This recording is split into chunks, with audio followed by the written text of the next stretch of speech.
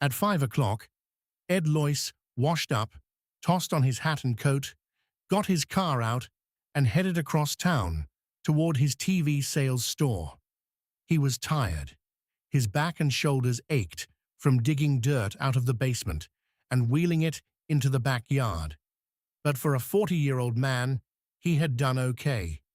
Janet could get a new vase with the money he had saved, and he liked the idea of repairing the foundations himself. It was getting dark. The setting sun cast long rays over the scurrying commuters, tired and grim-faced, women loaded down with bundles and packages, students swarming home from the university, mixing with clerks and businessmen and drab secretaries. He stopped his Packard for a red light and then started it up again. The store had been open without him. He'd arrived just in time to spell the help for dinner, go over the records of the day, maybe even close a couple of sales himself. He drove slowly past the small square of green in the center of the street, the town park. There were no parking places in front of Loyce TV sales and service. He cursed under his breath and swung the car in a U-turn. Again, he passed the little square of green with its lonely drinking fountain and bench and single lamppost. From the lamppost, something was hanging, a shapeless dark bundle, swinging a little with the wind, like a dummy of some sort. Loyce rolled down his window and peered out. What the hell was it? A display of some kind? Sometimes the Chamber of Commerce put up displays in the square. Again, he made a U-turn and brought his car around. He passed the park and concentrated on the dark bundle. It wasn't a dummy, and if it was a display, it was a strange kind. The hackles on his neck rose, and he swallowed uneasily. Sweat slid out on his face and hands. It was a body, a human body. Look at it. Loyce snapped. Come on out here. Don Ferguson came slowly out of the store, buttoning his pinstripe coat with dignity. This is a big deal, Ed. I can't just leave the guy standing there. See it? Ed pointed into the gathering gloom. The lamppost jutted up against the sky, the post and the bundle swinging from it. There it is. How the hell long has it been there? His voice rose excitedly. What's wrong with everybody? They just walk on past. Don Ferguson lit a cigarette slowly. Take it easy, old man. There must be a good reason, or it wouldn't be there. A reason? What kind of a reason? Ferguson shrugged. Like the time the Traffic Safety Council put that wrecked Buick there. Some sort of civic thing. How would I know? Jack Potter from the shoe shop joined them. What's up, boys? There's a body hanging from the lamppost. Loyce said. I'm going to call the cops. They must know about it. Potter said. Or otherwise it wouldn't be there. I gotta get back in. Ferguson headed back into the store. Business before pleasure. Loyce began to get hysterical. You see it? You see it hanging there? A man's body. A dead man. Sure, Ed. I saw it this afternoon when I went out for coffee. You mean it's been there all afternoon? Sure, what's the matter? Potter glanced at his watch. Have to run. See you later, Ed. Potter hurried off, joining the flow of people moving along the sidewalk. Men and women passing by the park. A few glanced up curiously at the dark bundle, and then went on. Nobody stopped. Nobody paid any attention. I'm going nuts. Loyce whispered. He made his way to the curb and crossed out into traffic among the cars. Horns honked angrily at him. He gained the curb and stepped up onto the little square of green. The man had been middle-aged. His clothing was ripped and torn. A grey suit, splashed and caked with dried mud. A stranger. Loyce had never seen him before. Not a local man. His face was partly turned away, and in the evening wind he spun a little, turning gently, silently. His skin was gouged and cut, red gashes, deep scratches of congealed blood. A pair of steel-rimmed glasses hung from one ear, dangling foolishly. His eyes bulged. His mouth was open, tongue thick and ugly blue. For heaven's sake. Loyce muttered, sickened. He pushed down his nausea and made his way back to the sidewalk. He was shaking all over with revulsion. and fear. Why?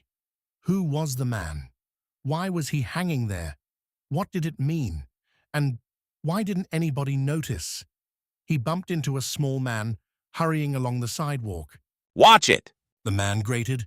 Oh, it's you, Ed. Ed nodded dazedly. Hello, Jenkins. What's the matter? The stationary clerk caught Ed's aim. You look sick. The body, there in the park. Sure, Ed. Jenkins led him into the alcove of Lois TV Sales and Service. Take it easy. Margaret Henderson from the jewelry store joined them. Something wrong? Ed's not feeling well. Lois yanked himself free. How can you stand here? Don't you see it?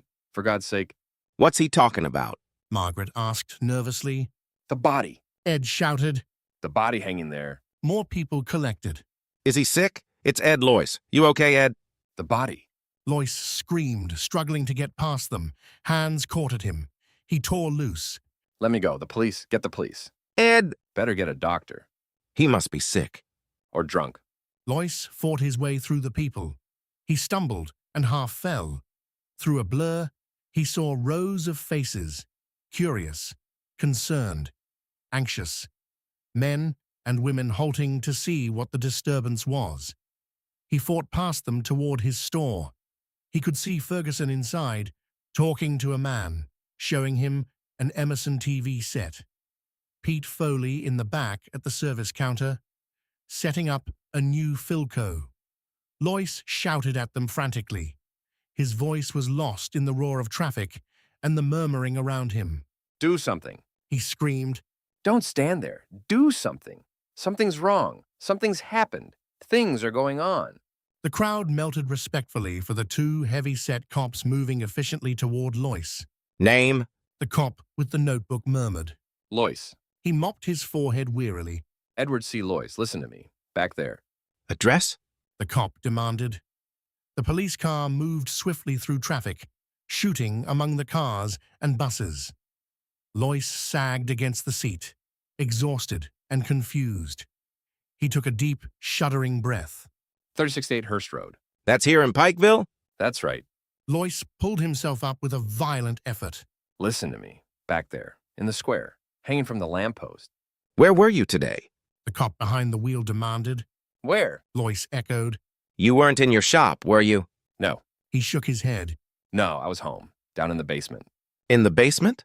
Digging. A new foundation. Getting out the dirt to pour a cement frame. Why? What has that to do with... Was anybody else down there with you? No. My wife was downtown. My kids were at school. Lois looked from one heavy-set cop to the other. Hope flickered across his face. Wild hope.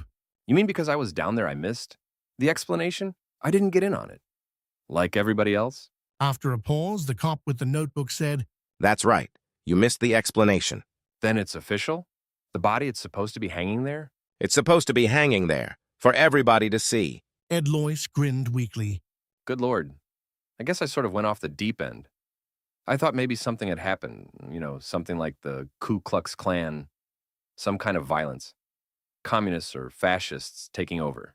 He wiped his face with his breast pocket handkerchief, his hands shaking. I'm glad to know it's on the level. It's on the level. The police car was getting near the Hall of Justice. The sun had set.